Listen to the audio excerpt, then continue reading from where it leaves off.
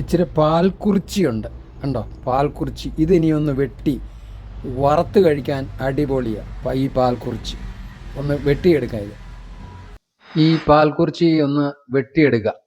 ഇതിൻ്റെ തല ഒന്ന് കളയാതെ ഒന്ന് വെട്ടിയെടുക്കുക. പക്ഷെങ്കിൽ അത് ഇച്ചിരി മെനക്കെട്ട പണിയാണ്.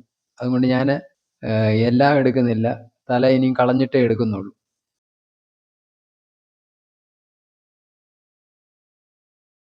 ഇത് വെട്ടിക്കഴിഞ്ഞു. ഇനി ഇത് ഇച്ചിരി ഉപ്പിട്ട് നമുക്ക് കഴുകിയെടുക്കാം. ഉപ്പിട്ട് കഴുകുക എന്ന് പറഞ്ഞാൽ അതിൻ്റെ ആ വെളുത്തിരിക്കുന്ന അലുമിനിയം പോലിരിക്കുന്നതൊക്കെ ഒന്ന് പോയി കിട്ടും, നല്ല വൃത്തിയാവും. അപ്പം വൃത്തിയായിട്ട് നമുക്കൊന്ന് കഴുകിയെടുക്കാം. ഈ മീൻ്റെ മണം കേട്ടപ്പോഴത്തേക്ക് പൂച്ചയുടെ എവിടെ നിന്നോ, ഈ മീൻ്റെ മണം കേട്ടപ്പോൾ എവിടെ നിന്നോ പൂച്ച വന്ന് പൂച്ച ഇപ്പോൾ അലയ്ക്കുന്നുണ്ട്.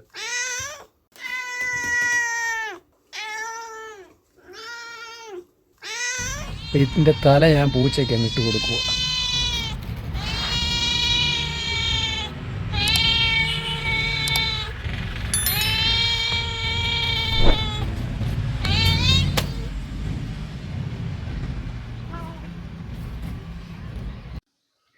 ഇനി മീനൊന്ന് വരഞ്ഞിട്ട് ഇച്ചിരി മസാല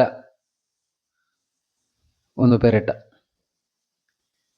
മീനെല്ലാം ഒന്ന് വരഞ്ഞാൽ ശരിക്കും അതിൽ മസാല പിടിക്കും.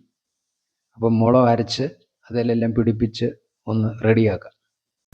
എണ്ണ ചൂടായിട്ടുണ്ട്.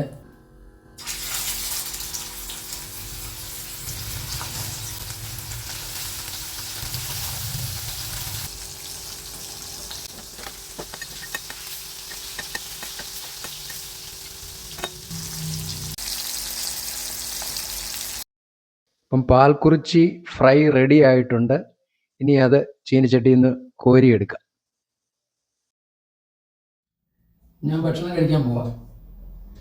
ചോറിനകത്ത് മോരൊഴിച്ചിട്ടുണ്ട്, പാൽക്കുറിച്ചി വറുത്തത്, പിന്നെ കേര കറി വെച്ചത്, പിന്നെ ഒരു മിക്സ് വെജിറ്റബിൾ മെഴുക്ക് വരട്ടി. മീൻ എങ്ങനെ ഉണ്ടെന്നോ, ടേസ്റ്റ് ഉണ്ടോ?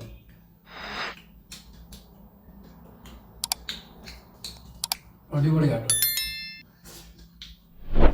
ഇനി പാൽക്കുറിച്ചി അടിപൊളിയാണ്. അപ്പോൾ ഉച്ചക്കലത്തെ ഭക്ഷണം ദൈവം ഒരുക്കി തന്നതിനായിട്ട് ദൈവത്തിന് നന്ദി പറയുന്നു.